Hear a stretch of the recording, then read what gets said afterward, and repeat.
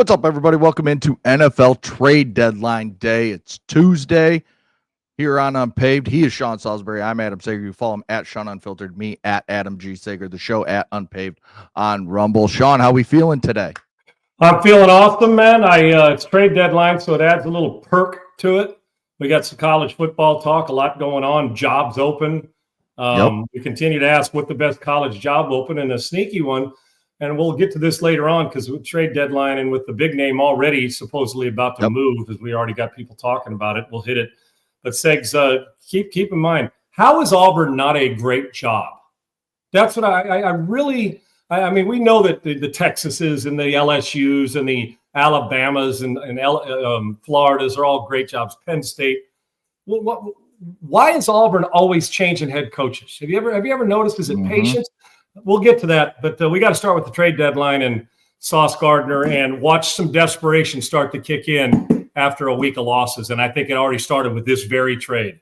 Yeah, and before we get to that trade, I love the fact that the trade deadlines become useful to GMs. I love because remember 5 years ago we would see maybe small trades. It was the worst trade deadline of any major sport. It sucked ass. Yes, and now for the last 5 or so years, it's really picked up. It's become a thing that teams are using to go out and get guys, at big time caliber levels. We've seen a lot of guys change hands, and you just talked about it. Colts go out. We know they're off to a hot start. One of the best teams in the NFL. They do have a need at the cornerback position. They go out and they trade 2 first-round picks for Sauce Gardner of the New York Jets. And what was the first thing you thought when you saw it was for 2 first-round picks going back to the Jets? Okay, and I'm assuming since this is early, just broke less than 10 minutes ago or something. Yeah, just about 10 minutes ago. Yep. And looking at it, I don't know. I mean, I'm assuming the Colts are going to go on and win the division, so that's a low first-round pick, correct? Are we assuming the next one's in 2027? Back-to-back years? Yeah, I'm guessing. I imagine. That's normally how these work. I mean, maybe I don't think it, but yeah, I don't think the Colts have 2 firsts this year, do they? Just 1 in 2026, right? I think. I believe. So. You got to get through your mind. Or did they get 2 years ago? Did they trade this and got 2 first rounders? I'll tell you in just a second. I think it's 1, and then probably 2026, 2027. That has not been released as far as I've seen yet. Just a speculation on 2 first rounders, and I don't know. No, they just have the 1. Okay, perfect. So it'll be more than likely 2026, 2027. And if this Colts team continues to build and they get these kind of results, probably a low first-round pick. Yeah. But we can probably it to death because going into this season, if I would have told you that that the Kansas City Chiefs were going to be where they are right now, even though they played better, their record, you would have automatically assumed it was a low first-round pick, right? Maybe it'll be a mid-first-round pick for the Chiefs. Who knows? I think the Indianapolis Colts overpaid for this trade. I absolutely do. I mean, to me, the Jets don't win much. On the surface, this looks like a win. Now, I shouldn't have to qualify that I think we all know Sauce Gardner's a hell of a player. But I'd like you to go in your mind over just on since Segs, this just kind of broke and we coming on live, just over your mind, and we don't have the 74 researchers that some of these networks have that could feed you when the last time in 1975. All right, think about the guys over the last handful of years at any position that have gone for 2 first-rounders. Matt Stafford, did he go for 2 first-rounders from the Detroit? Was it 2 or was it 1 in golf? Or what's your guy, the pass rusher from who went to the Chargers? Khalil Mack. Khalil Mack. That was right? 2 first-rounders. Okay, so start going down. Find me the last time, and maybe it's happened recently. I don't know off the top of my head. The guys that come to mind was Jalen Ramsey was when he was traded in the prime of his career. Tell me the last time that a corner on a shitty team was traded for 2 first-rounders. A corner. Not saying I'm not diminishing them. They're good players. They matter. To me, the further away you get from the line of scrimmage, the less impact you can have. And that's understand when people say lockdown corner, I can show you tape where guys are still getting open against any corner in the league. Now, when you got the Stingleys or the Gardners or guys who play that, my guy in Denver, Segs, why am I losing my mind there? Defense, Surtain, Pack, defensive player of the year last year. When you get those guys, let's even start at the top with the best. I was fortunate. I played against Dion, played against Rod Woodson. Guess what we never did? Although you had to know where they lined up. Oh, and let's throw in a wide receiver there too. Are you kidding me? As good as Sauce Gardner is, if the Jets get 80% production from those two first rounders, they win. They win. Okay, Lattimore traded to New Orleans to Washington, but not for 2 first rounders. Lattimore, they didn't get 2 first rounders from Lattimore. There's no first round at that stage of his career. So I'm going in my mind, Segs, with the urgency of this trade, thinking, okay, I understand what it does. If you're Sauce Gardner, you should be doing somersaults all the way to Indianapolis. Mm-hmm. Need for them. But get out of the Jets, yes. I probably said, we'll offer a first and a third, and we'll give you a wide receiver. And they probably would have done it. They would have done it. So for me, it's okay, Sauce Gardner's the MVP. There's 10 other ways to go about it on defense, right? I mean, I understand why the Colts are thinking, we are a Super Bowl team. We got to go all in. So if they don't make the Super Bowl this year, does that mean that it was a shitty-ass trade? But when I'm thinking about the Rams, guess what Matt Stafford had in his hand? The football every single play. Okay, so let's say Sauce travels with the Colts, meaning he follows the best player around. How many targets do you think Smith Najigba's getting in the league? 10, 11, 12 targets a game? Something like that. 50 other plays. My point is, Sean, that doesn't make sense. Yes, I know that the Dions and the Rod Woodsons and the Hall of Famers were important. But we go into this automatically thinking that defensive backs can control a game. They rarely do, Segs. They rarely do, because if I'm reading it out and I can manipulate it with my formations and personnel groupings, I can attack your defense without throwing at that guy 30 times. But go watch the tape. Go watch Sauce Gardner. Go watch Stingley. Even though they make plays, they're still receivers. The other dude's getting paid too. In open field one-on-one. Nakua versus Sauce Gardner. And we throw it to 20 times. Who's winning that matchup in man? Nakua. 15 of them, Puka's winning. Yeah. 2 of them will be incomplete. 1 might be picked, 2 might be tipped away, or 1 might be thrown over his head. Other than that, he's winning. In man. In zone, he got help. So basically in deep zone, you play in 2 deep zone, he's got a flat coverage. He's not impact. I'll just go away from the read. My point is, and when you say that, people, they go, you're diminishing them. No, I'm not diminishing. I know how important they are. But I can tell you this. Great secondary, shitty pass rush. I'm not talking about the Colts. Anybody, I'm still beating you, even if I'm an average quarterback. Great pass rush, average secondary. You got a better chance of beating me, because that average secondary becomes really good when you're knocking a guy in his fucking mouth on a regular basis. Right. Okay? Now you get both. Well, God bless you. Then you get to be the 85 Bears or one of those teams, or a Tampa Bay who played zone with Monty Kiffin and was able to still rush 4 plays on Steve Spagnuolo's New York Giants. Name the starting secondary for the New York Giants Super Bowl runs there 2 years. Name it. You can't. Right. Now give me the front. Give me guys up front. Strahan. I mean, you can go across. You can name them all across. Yep. 4 to 6 dudes. You name them. All right. Okay. Go. Even the Pittsburgh Steelers. Now I know them because I'm an old school honk when it comes to memory of mine says Mel Blount and Donnie Shell. But now do the Pittsburgh Steelers. L.C. Greenwood, Mean Joe Green, Ernie Holmes, Dwight White, Andy Russell, Jack Ham, Jack Lambert. That's their front 7. Most people say, yeah, who the hell was their secondary? Right. So while I'm not shrinking Sauce Gardner's impact, they matter, because the other side is, if you have a shitty secondary, I'm going to eat you alive with a quite frankly, a lower third quarterback, especially if you're not hitting me. Now I get why the Colts, the urgency to do this. But Segs, I almost feel like the loss last week panicked them a little bit to actually get. I do.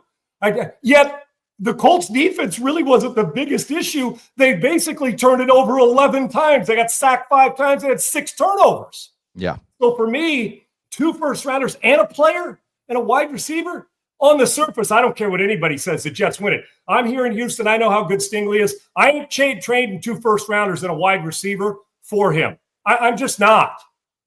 Now, hey, Sean, Nick Bosa's available. Oh, Okay. Sean, guess what? Myles Garrett. Now we're talking. Oh, Sean, do you realize that the Chargers want to trade Herbert? 2 first-rounders? Got it. My point is, while I'm not diminishing how good Gardner is, I'm just telling you, this makes the trade overrated. It just does. It's too many bodies. Well, now, if the Colts go on and win the Super Bowl and everybody's happy and he makes 7 interceptions and is locked down, when you hear the term lockdown corner, sakes, I got news for you. What does that mean to anybody? Right. That means, to me, lockdown, if I throw over there 10 times, 8 of them, the guy's not getting anywhere near the football. And if we had all 22 like the NFL teams have to watch, Sauce Gardner's thing, I could say, well, they'll make a play, but I could still fit a curl in versus zone, and I could still beat him on a move or on an out cut or a post, depending on how the quarterback, the timing, how you're going to hold up under pressure. Because I know this, you give an average quarterback 3 seconds in this league, I don't give a shit if Mike Haynes, Lester Hayes, Mel Blount, Rod Woodson, and Deion Sanders are your secondary. An average quarterback is going to complete the football against that secondary with decent receivers. They just are. So to me, on the surface, we'll see in the long run. The 2 draft picks could be horse shit for the Jets. And judging from their history, maybe they're right. I'm not talking about draft picks. I'm just talking about winning. But I can tell you this: I'd have made that trade too. I'd have made that trade too. And on the surface, Jets win. But the Colts, if you're Sauce Gardner, you're celebrating an early Christmas present. You get to go to the playoffs, man. God bless you, and good on you. Right. And while you've been talking, I've been, frantically looking to kind of see some players that have been traded for 2 first-round picks. Obviously, we just had Micah Parsons. We've had Deshaun Watson in the past, quarterback.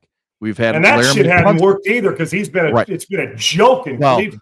That was a dumbass trade with everything going on around him. And $230 million guaranteed reasons. Cleveland, they're morons. Houston Texans traded 2 first-round picks for Laramie Tunsil. The Chicago Bears traded 2 first-round picks for Khalil Mack. The Chicago Bears traded 2 first-round picks for Jake Cutler. Then there was Ricky Williams. And then there was Keyshawn Johnson. Other than that, I believe that's all of them that have been traded. So you're talking edge rushers. Recent memory, right? Quarterbacks. Yes. Right. Since 2000. And tackles. And by the way, now let's go through them. Give me a name real quick. So let's go through that name again. Just read them off, and I'm going to just say one sentence about it. Okay. Deshaun Watson. Most overrated quarterback trade and the worst contract in NFL history, Cleveland Browns. That'll tell you right there. Laramie Tunsil. You get him, sew it up, leads the league in penalties back-to-back years, and you shipped him out for less, okay? And Washington's not making the playoffs, and their quarterback's hurt. We'll leave it at that. Khalil Mack.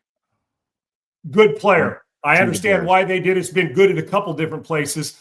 Probably worth it because he's closer to the quarterback, and they can disrupt games. I'll give them that one. So it's 2-1 against. Jay Cutler to the Bears. I think you understand that, and I love Jay. Hell, I love him. I love his personality, but it didn't end in anything special for the Bears. And that was a quarterback who's got the ball in his hand 60 times a game. It didn't work, but it was a trade that for the Bears had to be made. You needed that kind of jump. No doubt about it. You're taking that chance on a quarterback. You had to take that risk on a guy who does have the ball 65 times a game. Right. Ricky Williams. Not even close. Especially in this day and age with the running backs. Yeah, not even close. The last one since 2000 was when the Bucks acquired Keyshawn Johnson from the Jets. Dude, Key used to come to my apartment when I was at SC. We'd feed him top ramen. He'd hang around. He was our ball boy. So Key's like family to me. Love him. Keyshawn went on. Keyshawn had a damn good career. I get it. Receiver gets the ball. Hell, even nowadays, he'd even make a bigger impact the way the rules are on the rest. He was a hell of a player. He'd even be better now, considering his size. He could play inside. Great route runner, big physical guy. Love him. I'll even give you that one. But now, how many corners, Segs? How many corners have impacted? You can't find one. So to me, can Sauce Gardner get down the 3-point stance and rush the passer? No. Is he protecting his quarterback, or is he Puka Nacua on the offense? In a matchup, one-on-one, my good receiver's beating a good corner with give me 3 seconds, 2.75. He's beating him most of the time. And I love good corners, but it's got to fit into the defense. I can have a bad secondary and a disruptor like Micah Parsons anywhere that changes the game. You can be the greatest corner in the world. I'll move my formation around where we never have to see your ass. And I'll put the ball wherever I need it, and then I'll come to you just when you thought it was safe. We'll attack you. And if you're a zone team, 2 first-rounders for a zone team, if that's who you are, forget it. This trade on the surface, all Jets all the time. I'd make it 6 ways to Sunday and twice on Sunday, and I think Sauce Gardner's a hell of a player. They overpaid for a corner, but the Colts are in a position where they think they're going to be a Super Bowl team this year. So I get it for 1 year. Talk to me in 3 years. They ain't going to have 3 Super Bowl rings because of Sauce Gardner. Simple. Here's another layer to this. The Colts now have Sauce Gardner for the next 5.5 years under contract, worth $131.5 million. So basically $26.1 million over the next 5 years after this year. So, I mean, he's paid well. He's paid to be one of the top corners in the NFL, but I don't know how good he really is on top of everything you've talked about with the impact a cornerback can make. I mean, who's the last cornerback that we said? I mean, the name that keeps coming to my mind is Darrelle Revis. He was the guy that's like, he changed the way offenses played football, because it wasn't called Revis I ever played against. Yes. And then you go back Rod further, Woodson, you got Deion, Rod Woodson, those guys. Charles Woodson. Agreed. When I played against those guys, Rod Woodson, because Rod could play inside, outside, but Rod was a friggin' monster pass rusher, blitzer. So we had to concern because he felt like a fifth line. Honest to God, he was physical, he was fast, his football IQ was through the roof. So when we played against him, we had to know where he lined up from the safety, because he'd come off the slot as an outside linebacker blitzer. He was really friggin' good. Richard Sherman was good. Richard Sherman would never have been worth 2 first-round picks. Sorry. And he was a zone. They played a lot of zone, played about 3 or 4 coverages in Seattle. And Mike, you're right. When it comes to lockdown as a man, yeah, we refer to that. That's my point. Unless you're playing – now, I'll tell you where it would have fit even better. If Minnesota trades for Sauce Gardner, with Brian Flores blitzing regularly 40, up there all the time. Then you put that guy on an island, and it's not Revis Island, and as good as Sauce Gardner is, I can tell you this. If the Colts go win a Super Bowl, we look at the numbers and say, man, he can play all the great defense he wants. If the offense turns it over 6 times a game, you won't give a shit about this trade. If you're the Jets, you're like, man, this was legalized theft.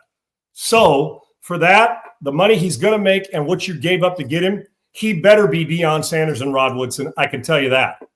And on the surface, the Jets need all kinds of crap. They're 5 players away from being 5 players away. I love this trade for the Jets, because you got. I do too. But what they're going to do with it, who the hell knows, right? Right. Trade them all. Trade them all. But Miami Dolphins should be jumping in on stuff like that. Yep. I can name 5 or 6 teams that should be fire sailing their ass off on this, and apparently the Jets are going to do it. And do Oklahoma City, Houston Rockets. Get 40 assets and get rid of them and start building from scratch, because the roster you got now ain't doing shit. The Colts need a player or 2, and they may be a player or 2 away. But you better not turn it over 6 times, because you won't get out of the damn division. So for me, that's a overpay for a tackle, overpay for a quarterback, overpay, if you think it's an overpay, for an edge rusher. I don't overpay for anybody that's 25 yards or 15 yards or 10 yards removed from the line of scrimmage. I'll pay good. I'm not overpaying. As good as DBs are, they become more average than you can imagine if a quarterback gets to sit back there with no pass rush. All of them. And that's no disrespect. That's just fact. And the smart ones will tell you that as well. They know how important a pass rush is to their game. Yep. So keeping everybody up to date on trades that have been made. Where'd that page go? There it is. We also had the Seahawks landing Saints wide receiver Rashid Shaheed in a deal for a 4th and 5th round pick. So that gives Sam Darnold another weapon who you can play in the slot. You can play outside.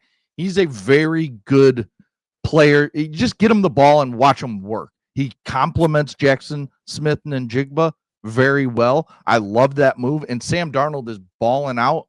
So go get a wide receiver and keep him balling out. Give him more. 4 more touchdown passes. The guy's playing like we expect him to play when he left. Well, when he was drafted by that team, the Jets. He's gone to 3 different places, and now he's playing like, well, they played like it last year. Sam Darnold, give him another weapon, get after it, because you know what? Guess who's not going away? The Rams and the 49ers. You're going to need more weapons in that division, Segs, to attack. I like this trade. And if you're the Saints, speaking of fire sale, salary cap hell, They're second. They need to go get a lot of draft picks and assets.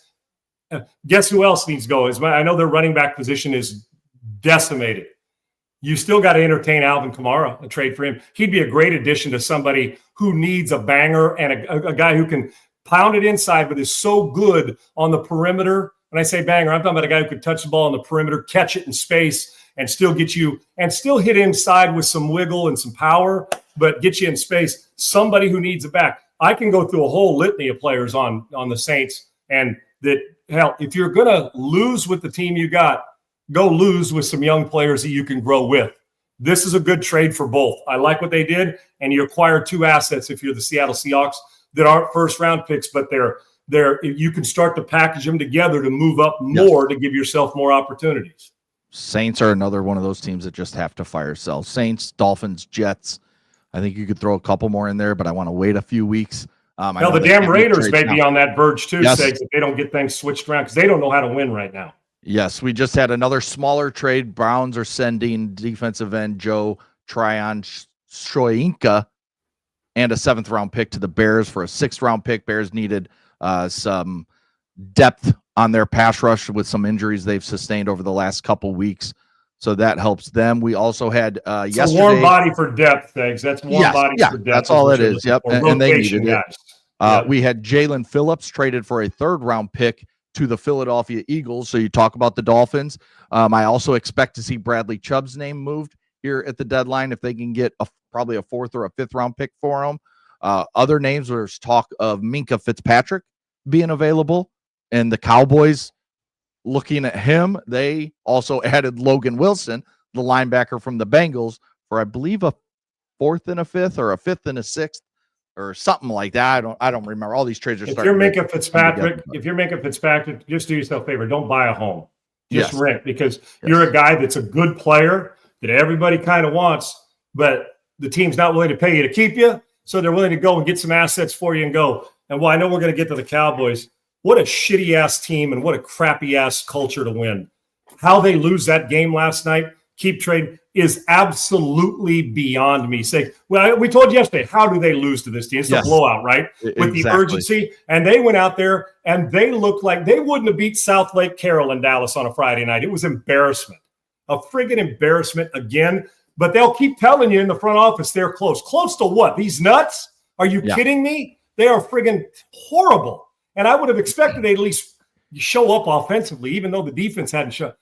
Well, we're making Jerry Jones has to get out of his own fucking way at some point. He won't. He's not going to get out of his way till he dies, and he's living till he's $150. Okay, exactly. So understand that you'll be dead at 95 before he is, because he's not giving control up or anything. He thinks these are great moves. Great moves for what? You already gave away your best football player, and I'm including Dak Prescott when you talk about your best player being Michael Parsons. So he's arguably becoming, we're going to start talking about Jerry Jones. Like, for me, example, I talk about Jerry Reinsdorf, an owner who won't spend money for the White Sox, won't spend money for the Bulls, just does the bare minimum of what he needs to. And you're in a big market in Chicago. He's one of the worst owners. We've got a ton of crappy owners, and Jerry Jones is going to start being talked about in that same ilk. He's a good owner and a great marketer. He's a brilliant marketer. He's a horrible GM. And Segs, what happens is the same things that made these guys great and know how to make money. Go through all the billionaires, from Gates to Elon Musk to all of them, Bezos. What do they all have in common? They got huge egos, but they're smart as shit, right? Yes. But they also, a lot of them, now some would argue that Bill Gates needs to stay in a different lane because Bill Gates thinks he's a doctor, a lawyer, a technology guy. He tries to do a little too much. Jump in a couple. At least I'll give Warren Buffett credit. He knows how to make money, and he usually stays in the money lane, right? He just does. So that's exactly right. So, but these guys who do it, so their brilliance is they know how to craft the deal. Our president of the United States knows how to craft the deal. But the problem is, guess what happens? They craft deals, and then they think because they're great at Jerry's one of the most brilliant marketers in sports history, if not the best. The problem is he thinks because he's a great marketer and knows how to get Coors or Budweiser to put a sign up and pay him $1 billion, that he thinks that leads to knowing what a 4th-round pick is going to bring to his team. His ego that made him great is the same thing that's going to prevent him. Because at this pace, we will be sitting here doing this show a decade from now, And the Dallas Cowboys will still be talked about that they haven't won a Super Bowl since the mid-'90s. Because when the name in the face of the biggest, the name in the face of the organizations I've mentioned on here before, Sigs, is the name in the face is the owners, the face of the organization, you've got no fucking shot. And this team will continue to flounder in mediocrity when it comes to knowing how to win. They don't know how to win. And it's the ego problem that gets in the way. Let me ask you about the other team that played last night and won, the Arizona Cardinals, behind Jacoby Brissett, who went out there and played a hell of a game. He played well. Kyler Murray's starting to get healthy. What do you do if you're the Arizona Cardinals? Do you go back to Kyler Murray because he's making all this money? Do you put him on the market, see if some team will trade for him? Do you just stick with Jacoby Brissett at quarterback and Kyler's your backup now? What do you do if you're the Arizona Cardinals? The ship in Arizona, in my opinion, for the consistency has sailed with Kyler Murray. Okay.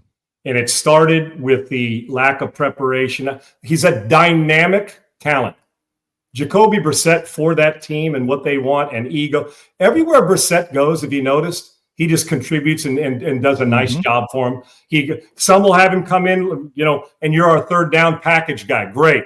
Some will come in and start. Wherever he's gone, backup or starter, he's got the guts and the moxie and the fits in, kind of like Tyrod Taylor. And even a Joe, I'm talking about Flacco. You send Flacco, they just seem to rise up and help their team. Yes. It's not spectacular, but he just does it. I'm going to tell you right now, the Arizona Cardinals got a better chance the rest of the season to win more games because of Brissett's consistency. And I think from my vantage point, the respect his teammates have for him, I think they roll through. You know what I would do? Right now, I'm starting to think, okay, why not send Kyler Murray to the Jets at the end of this year? I don't know about the trade deadline. Why not send him to the Jets? You don't have to go spend a first rounder on another quarterback that you don't know is going to work. You get a guy that you'll be willing to take on salary. You just got rid of $130-some million with Sauce Gardner. You're looking for a spark. He's a dynamic talent. I don't know if it's ever going to lead to, hell, he may be playing center field for the Las Vegas A's in a year. I don't know, but he is a talented guy, Segs. He is. Kyler Murray, the problem is he's a flash. He's a sometime. Right. Sometimes he's brilliant and great. Sometimes I don't even know how the guy, you say, how did you draft him with the first pick? So he's a sometime. The problem is with guys like Brissett that just stay the course. Over the long haul, you just win more games. But man, when Kyler's on that day, dude, he can run, he can make you miss, he does it all. But sometimers don't win championships. So if you're not going to win a championship, why not trade? There you go, another one. Miami, and you know what, Kyler for Tua, you can't trade him 1-for-1 because maybe you can. You're losing a dynamic talent for a guy that everything has to go perfect in Tua timing and the rest of it. But maybe with other players packaged, it's a good one. I don't see how Kyler Murray's your starting quarterback if you want to win a championship next year. I do see the intrigue with somebody else wanting him. I do, because you look at him, Segs, when he's good, he's damn good. But when he's bad, he's non-existent. And the truth of the matter is, how many playoff games he won? And I don't know. To me, there comes a point in time when you say, change of venue is important. I can win just as many games for less with Jacoby Brissett for now. I think you're going to see some movement with quarterbacks, maybe even at the deadline, but more importantly in the offseason. Kyler Murray's not winning me a championship in Arizona, and I'm not even sure he's the best quarterback for that team on that roster, even though he's the most talented. And I think another thing to look at when you're talking about this, why it makes sense for Miami or the Jets to make that type of move for a Kyler Murray. When you look at this draft class, we just don't know. You have Fernando Mendoza kind of pushing his way as the top guy. And then you got guys like Ty Simpson. You got Dante Moore if he wants to come out. You've got some others in there. But if you're not sold on this, why not take a chance on a guy like Kyler who changes scenery, maybe gets with the right coach, whoever that is, and then we see what happens. I mean, it's one of those things you just never know when they change. I mean, look at Sam Darnold. Look at Baker Mayfield. Sometimes it just takes these guys to get away from where they were drafted, get with the right coach, the right situation, and then boom, they kind of take off. And Kyler's got the talent. It's just, can he do it? But I don't know if he's tough-minded enough like Baker Mayfield. Exactly. The one thing, the difference is, if you're just talking about raw talent, Kyler Murray is more talented than those names you just named. Mm-hmm. But I can sure as hell tell you this. He's not even in the same area code when it comes to mental toughness. Baker Mayfield, instead of pouting about it and making excuses, went to work on his 4th or 5th team and is now kicking ass. And look at just listening to him. You want to play for him. Right now, I think you're sitting back saying, is Kyler an asset or a detriment to our franchise? That's what you got to weigh if you're getting him and if you're Arizona. But I can tell you right now, they're not winning a championship with him anytime soon in Arizona. They're just not. Let me ask you this. Time to move on. So now we've got 4 teams with multiple first-round picks next year with 2. We got the New York Jets. Of course, they're not going to trade any of those. They're trying to build them. Cleveland Browns, same situation. Dallas Cowboys should be trying that same thing, trying to gather first-round picks. But if you're the LA Rams and a team comes calling and says, hey, we know you got 2 first-round picks. Would you throw us yours, which should be in the 20s? You know, they got Atlanta's, which could be a top 10 pick. Hey, would you throw us your first-round pick for a big-time player that maybe helps you get to that next level when it comes to trying to win a Super Bowl this year? Would you consider it if you're LA? And now I don't know the whole situation with their cap and all that. This is just me seeing. We're just talking about player to player, just on the surface. Yeah. Yes. All right, Sags, you want to know what?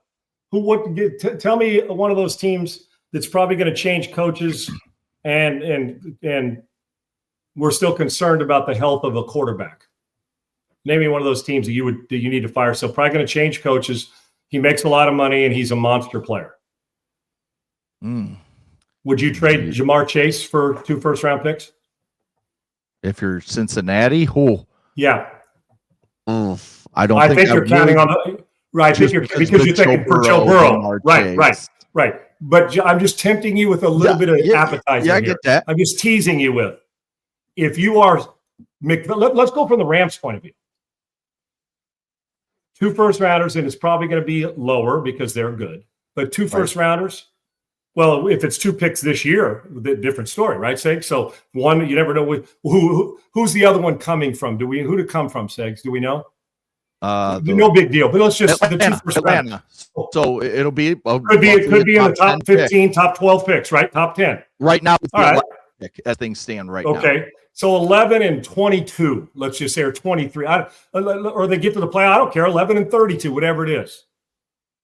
And they call him up. Les Snead calls up and says, hey, man, we'll give you 2 first-rounders for Jamar Chase. Now, first off, if you're the Cincinnati Bengals, you're all pointing to the Jets and say, well, wait a second now. You want maybe the most dynamic receiver in the league, he and Jefferson. Sauce Gardner got 2 first-rounders and a player. But you want my guy for 2 first-rounders? Yep, we sure do. Well, I'm just thinking a conversation. Now, I want you to visualize Stafford, who would say, I think I'll play 3 more years or 5 more years after this. Stafford, Nakua, and I'm just using Chase as an example for a team that wowould move on from. Or, I don't know, do you trade a first-rounder for a healthy Tyreek Hill? Just kind of roll through those things, Sig. So, for me, I'm just saying that because if you're the Rams, you're not looking to get a kind of guy. You're looking to get a monster need player. I don't care if it's an edge rusher. Okay, how about 2 first-rounders and a conditional 2nd-round pick or 3rd-round pick for Myles Garrett to Cleveland? That's what I was just going to throw at you. Would you trade your 2 picks this year plus, say, Byron young pass rusher? He has 9 sacks this year. Hell of a player. But you're getting arguably probably the best defensive football player in the NFL. You want my answer? Right yes. Now? Immediately if I'm the Rams and immediately if I'm the Cleveland Browns. Right now. Let the Rams take on that salary. Now you got Nakua, who arguably is the best. He's the best possession receiver on the planet and changes games. You get the Rams who are looking for they'd get another Aaron Donald to just be on the edge instead of the interior. You get a guy. And I'm sure Myles Garrett would love it because Myles Garrett's not a playoff team with that offense they have. So, and then you start to rebuild with all that $230 million you owe Deshaun Watson.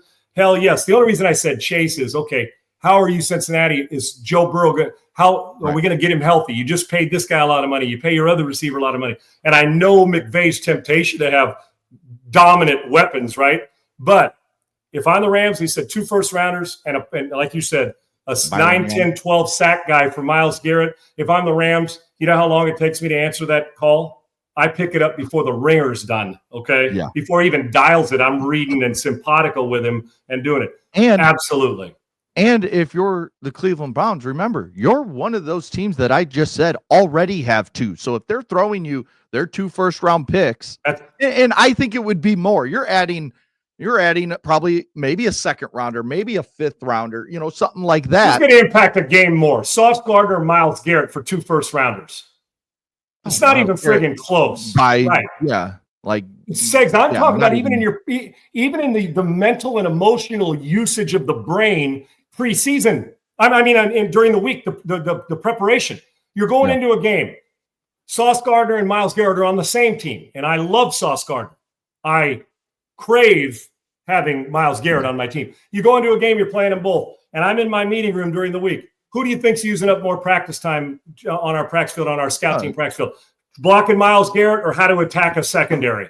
Myles Garrett. Blocking Myles Garrett. So, hell yes. And I don't think Myles Garrett, I'm sure he loves the Browns fans, but that dude's going to be one of those, damn, he's that good and we can't get him in the playoffs. That guy who's going to want a chance at a Super Bowl. And it ain't happening in Cleveland anytime soon. Yeah, and if you're Cleveland, you can change it around if you want. You could say, yeah, give me that Atlanta pick that we think could be a top 10-ish pick. I don't want the other first-round pick this year. I want it next year. So you can then have multiple picks next year, and that you've got 3 this year, 2 next year. Now you're sitting pretty with, you've got 2 young quarterbacks that you are trying to develop. If you're sitting there and you want Fernando Mendoza, you can go get him. You can go get him. Yeah, if you think neither one of them's your future, go get another first-round pick. Because the quarterback, when you miss, I'm one of those guys, tee it up and go play again. Tee it up and go play again. Go find, until I get it right, I'm drafting a quarterback. The Rams, look how good Goff is, and they still had to trade to get Stafford to win a Super Bowl. Look how good, you know what I'm saying? So, and you drafted that guy in the first round. Listen, put it this way, it'll prevent Sean McVay from going into broadcasting anytime soon. You go get a guy like Myles Garrett, you say, I think I'll delay that broadcasting 10 million, 12, 15 million a year because I got a chance to win 2 or 3 more Super Bowls. 100%.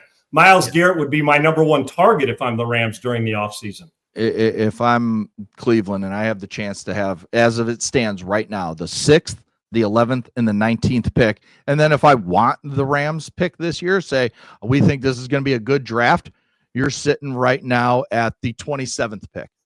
So 4 top 27 picks, plus you got your second round pick, which is going to be, in that 35-ish range, 36. 5 picks. Which in essence, Segs, is basically a first round pick. That's what it is. And to be honest, you don't have to go take a quarterback this year. Load up on 5 great players that you think can be high-level starters and let your other 2 young quarterbacks and Gabriel and Sanders fight it out for the next couple of years, see if anything comes, and then build your team up around them. And then when it's time, drop that quarterback in and you go. Segs, what happens too, I want to see if Sanders and Gabriel can lead with a better team. They're on a shitty team offensively. Good defense, but bad offense. So you say, well, we don't even need, and unless you're so in love, if you think Andrew Luck or Elway are in this draft, to my knowledge and to my eyesight, he's not.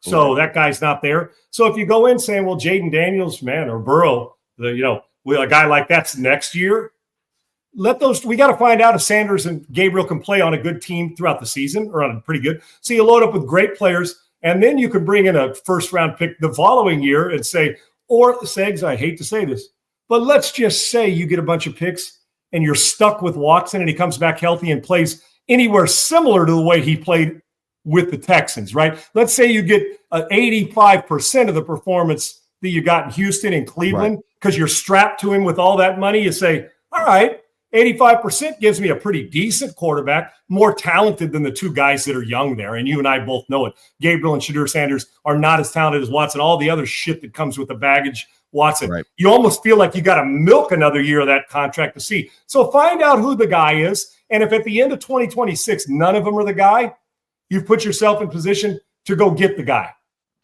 Right? Especially if you don't get that guy's in 2026. And you've already put 5 rookies in the starting lineup with your first-round picks and you're rolling, or your first and second-round picks. And now you've built it the right way where the quarterback doesn't have to come in and it doesn't have to be the reason you win. He can be part of the reason, like what Minnesota has with JJ. Doesn't have to dominate, but for the future, you got a pretty good one with players around him. Yeah, I never understand why teams force quarterback picks when they are so far away. Optics. Now I get optics. You're right. Yes. And GMs, they don't get 6 years anymore. Head coaches don't get 6 years anymore. You get 3. So if you see a quarterback you like, so I guess I do understand it a little bit. Unless you're Kevin Stefanski and Andrew Berry.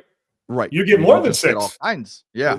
Yeah. And you still suck and you still keep your job. So it's a good gig if you can get it.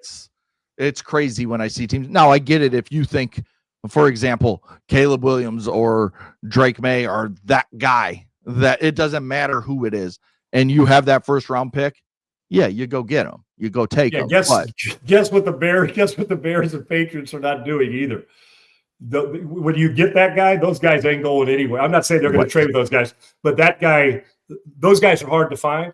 And when you find them, you have to you can't pry them away, dude. You have to spray a hose on them. It's like two rats banging in a wool sock in the summertime, right? It's hot. You ain't getting them. They ain't separating, brother. They just not. And that's why when you get those guys, you get them. By the way, Caleb Williams is playing better football every week, dude.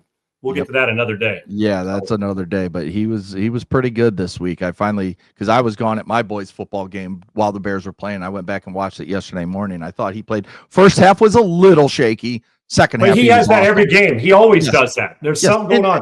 But he's finding ways to get it done. And that throw at the end of the game to Loveland in traffic to give him a chance on that deep end cut or the right over that to do linebacker. Yeah, they're doing it. So I just wanted to throw that in because he takes a lot of flack, and rightfully I get it. But he and May, we got some Jaden when he gets out. We got some really good young quarterbacks that are starting to flourish with their teams, including a guy who seems to just spot a team a 10-point lead, and Bo Nix will find a way to beat you late.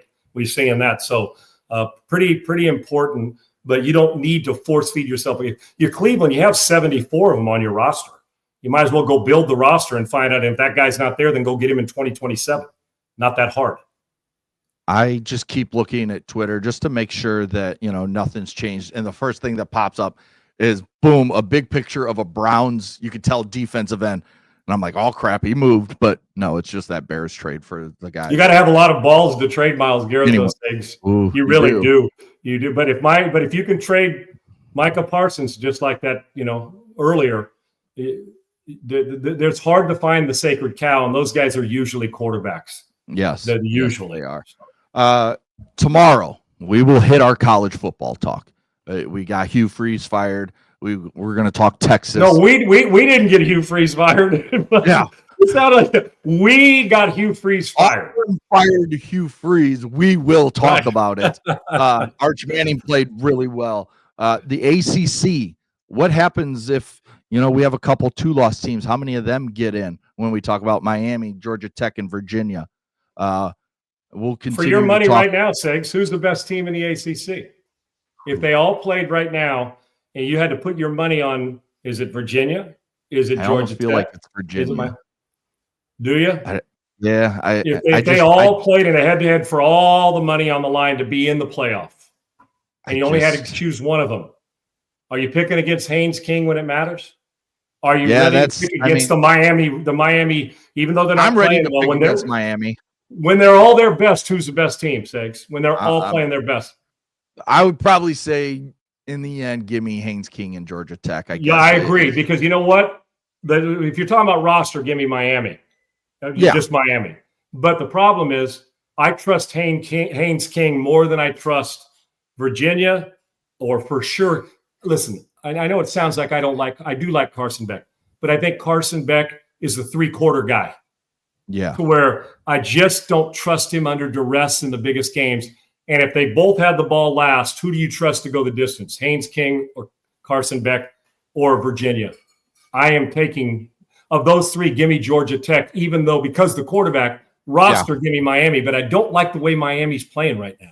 There's just something about Virginia that I just love. Just watching them when they beat Florida State and just the big games they've played in. I just really like the way that team plays. And they're doing it without any fanfare, brother. Or any media. They're just kind of plodding along, man. You would never know Virginia's ranked 12th, I think it is. Agreed. Like, you would have no idea because they're never talked about. And then the other great thing that we have back, college basketball. I watched it last night. I watched my Wolverines annihilate somebody. I watched some of Illinois. I watched some just a bunch of different games, parts of different games. And I just love that college basketball is back. We've got some great players. That kid at Kansas, Peterson, is going to be really fucking good. Dybansa out at BYU, another guy in NIL guy. BYU grabbing him's a huge get, brother. That's about as big recruit as they've ever had, if not the biggest. So, I think it is the biggest as far as stars ratings go in the history of this. And they've had some pretty good ones, but he is a monster.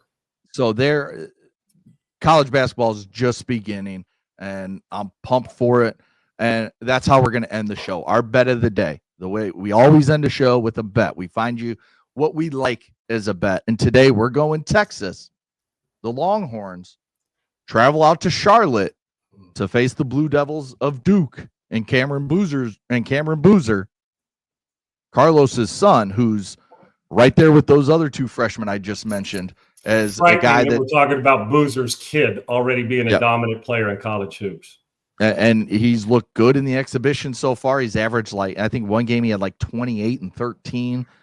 So there is some monster freshmen. But that game tonight, we got Duke minus 9.5, and the over-under sits at 152.5. I know it's early. I know we haven't seen these teams play, but I'm throwing this at you. Can Texas hang with Duke early in the season? Or does the freshman and Duke, who has some experience with some kids that stayed, do they just blow out the Longhorns in game one? If we were talking later on, Segs, a lot of times in college basketball is my favorite bet. NFL, dude, try to pick the NFL on a weekly basis. Like you watched the Cowboys last night and the Cardinals. It's like it just, the NFL is a shit show when it comes to being consistent winner. Even if you're a winner, I got news for you. You ain't winning at a 70% clip in the NFL. Yeah, I avoid the NFL like the plague. Yeah, I'm going to say this, Segs, in Charlotte at a neutral site closer to Duke, obviously. Duke's the better all-around team. Texas is always they are always hang around as well. But favorites in the preseason. When I say preseason, I'm talking about early in the season. I'm going to say I like Duke by double digits to start the season like this. I do. 9.5 early on. Now, like I said, Texas gets it together later on. We'd probably have a different conversation. If it was in Austin, I might say they get it within, a touchdown and an extra point. But I like Duke in this one by, close to double digits, 10, 11, 12 points. I think it's a double-digit win. And Boozer's not just like his old man and just a scorer. He'll get to the backboards too, which makes him fun to watch because he'll play physical and nasty. Give me Duke. Again, another national championship contender. Well, there you see it, a 25-24 board performance against that's right. Yeah, he's a monster on the backboards on both ends and can score. I like Duke by double digits in this Segs. I don't know if we'd say that in February or in January, but I could say it now. Give me Duke tonight, and I'm going to bet this game as well. Yeah, I think give me Duke as well. I think John Shire wants to come out and kind of make a statement early with Boozer. And the way it ended last year, Segs, right? Yes. The way it ended last year. Now, if I ask people who the national champion was, what do you think they'd say? Do you think people remember? Probably not. Think about it. Yeah. I mean, I was at the Final Four, and I know, but just think about who won the national championship last year. I'm trying to remember. I don't even remember off the top of my head. Do yourself a little read. I'm not saying being a smartass. That's my point. Think about that. That was in March. Well, in April. Florida? Is it Florida? I'm pulling it up, but I think it was, Florida. Okay. With Alex Condon. And who'd they beat? Who'd they beat? I have no idea. Get my point. Well, the Final Four was Florida, Duke, Houston, and who am I leaving out? Who was the fourth team in the Final Four, Sakes? It was the 1 seed, wasn't it? Auburn, 1 or 2 seed? With Johnny Broome. Auburn with Johnny Broome. There you go. So you saw but my point is, Segs, as much. See how quickly we forget the runner-up. Yeah, it's crazy. So, but my point too is the team that, because I was at it in Florida and Houston, I was at that Final Four, so I knew that is Duke with the best player in the on the planet last year. Mm-hmm. They get all the fanfare, and I was in San Antonio for it. Is when you're the losing team in that Segs, you don't forget It feels like it happened yesterday, even though roster changes and the rest of it. So my point is, you mentioned Shire. They're going to do everything they can to send a statement early. And I would imagine, even though some of the guys that weren't even on the roster, it's still Duke and it's still memory, and they still talk about it in the building. So give me Duke in this one by double digits. Yeah, I agree with that. I just, as we said, Shire wants to make a statement. Six, you and I was there, but you and I are diehard. You're a diehard college hoops fan. Think how quickly we forget who the other team was, the runner-up. It's a trip. As soon as I saw it was Florida Houston, now I remember the end with Clayton going big, and just I remember that now. My guy Kelvin Sampson, I thought for sure this was the year, because it was just a bummer how it ended. So he'll get another chance this year with maybe a team that's even better. So yes, I think so, because they will have probably, I'm guessing, 4 first-round picks, maybe just 3 after the year. I mean, it depends on who all goes. Talking about the Cougars? Yes. Oh, dude, they're so good. And Isaiah, do I remember it? I was there. Kelvin Sampson's one of my good friends, and so there's very little I don't remember about the Cougars and the way he goes about his business. And it was a furious late run, no question.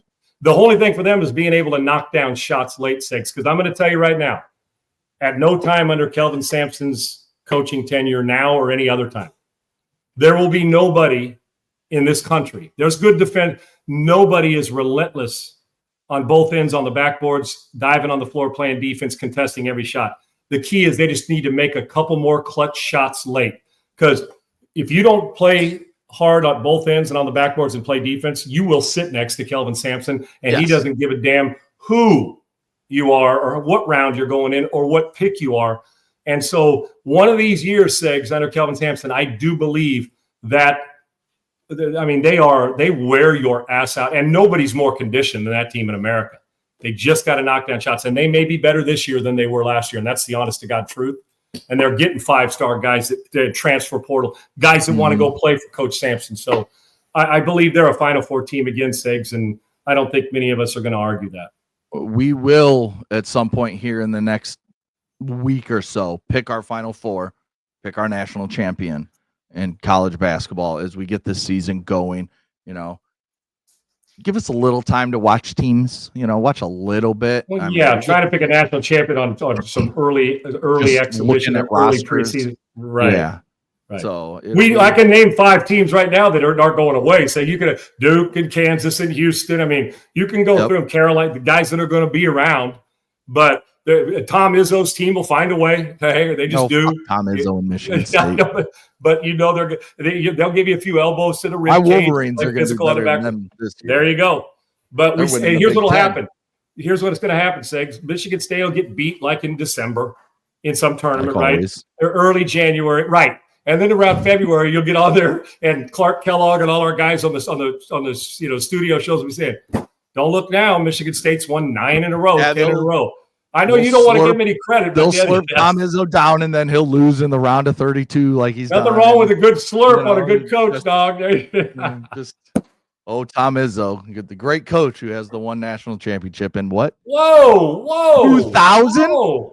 2000 with Mateen Khalibs and Mo Pete in them? Yeah, now you're going all the way back Congrats, to Izzo. Please. Congrats on your one title 25 fucking years ago. How many titles have you won in Michigan since 2000? Just what, one? Or not? How many basketball titles have you won? Say it again. None. We've been there multiple times. Yeah. What, do you want a trophy for being there? We should have fucking beat Louisville. Louisville got theirs taken away. Now you're mad at the guy who's won one, and you're we still want to give more credit to the team 25 years later for it. You're just tired of the slurping, is what you're saying. Yeah, exactly. Okay, I got you. Yeah, he's fine. Right? He's fine. You hate Michigan State. Don't kid you. Who do you hate more, Michigan State or Ohio State? Oh, Ohio State.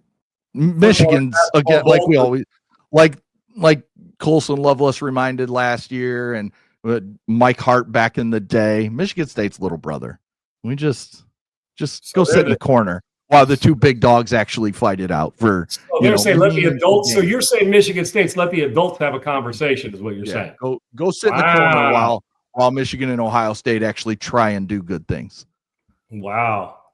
I actually give Ohio State credit for being a good football team every single year. I hate them. Well, it's hoop season now, brother. Now let's stick to hoops. Who do you like? I mean, Ohio State's worse than Michigan State, but so you're going to say Ohio State, take a seat. You're saying you cross over into both sports. Ohio State, you keep.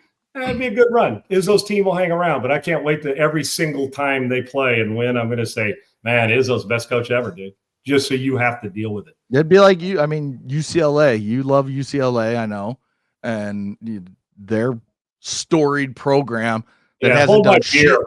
That hasn't done shit since Ed O'Bannon. But hey, we always have to hear about UCLA and watch out for UCLA. It's the same kind of thing, basically. It's a really good point. UCLA. Football's us, basketball's supposed to be them. I'm not so sure they've been a lot better than us in basketball lately, though, either, to be honest with you. Exactly. So that's the same kind of scenario. And Musselman, we got Musselman. He knows how to coach him up. We got Musselman. He does. They're Nevada and Arkansas. Top 25 team. USC, so they're one to watch this year as they you just got to keep paying NIL, brother. There you go. It's NIL, but it's also, can they compete with the physicality of the Big Ten, just like in football? It's the same thing in basketball. Biggest problem. It's the biggest problem they've had in the conversion segs on both sports. There's no doubt. Yeah. No doubt. So it's great to talk college hoops. I'm glad it's back. We get to trash. There's gonna be a lot of good shit. Good to see. This is gonna be a lot of shit talking. That's my favorite shit talking season is college. Yes, we've got a ton, and we're gonna have. We got the big games coming up. Is that next week when we tournament in Vegas?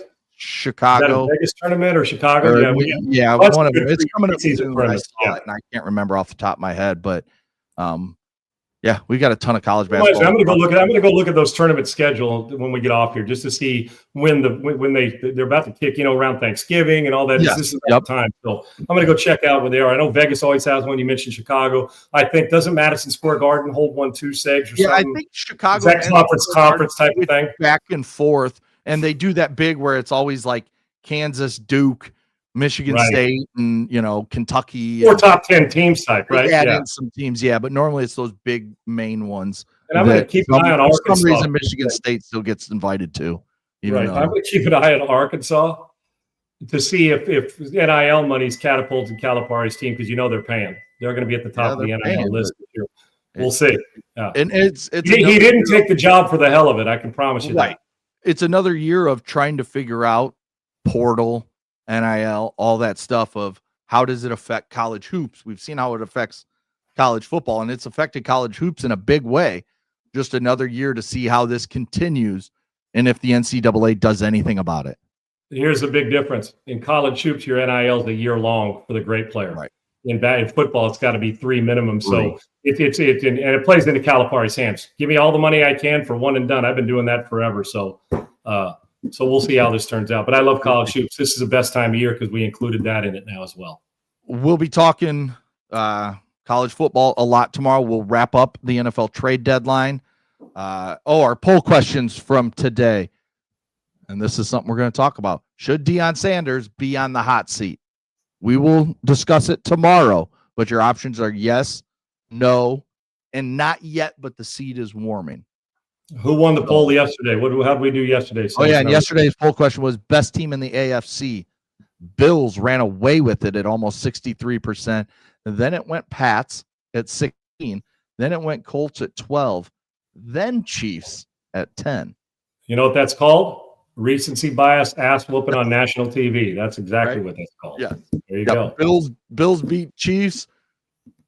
Pats almost lose to Falcons. Colts lose. Chiefs lose. So that's basically how that went. So people are still treading like, can they put the Patriots as the number one team yet? People are struggling, thinking, well, just kind of like it's similar with the Colts. They feel like a wheel's going to fall off, but one thing they have, both of those offenses are doing some things, and both are well coached. So we'll see if the Bills can hold this down. Good momentum for the Bills after that victory against the Chiefs in their building. They needed a signature win, and they got it. Impressive. As always. And there still is no new trades that we have not talked about today, but we did have the big one of Sauce Gardner heading to the Indianapolis Colts for 2 first-round picks, heading back to the New York Jets. Thanks to Triple E. Thanks to Laura. Thanks to you, Sean. Thanks to all of our listeners. You are the reason we do this every single day. Thanks to all our sponsors. And if you want to sponsor, come on in. Hit us up. Hit Sean up. He'll take your money. We like it. Damn right I do. Every single day. I'll have it, and you'll get your ROI here too. I promise. Yep. We will be back tomorrow at 1 p.m. Eastern, noon Central. We'll talk to you guys later. Peace.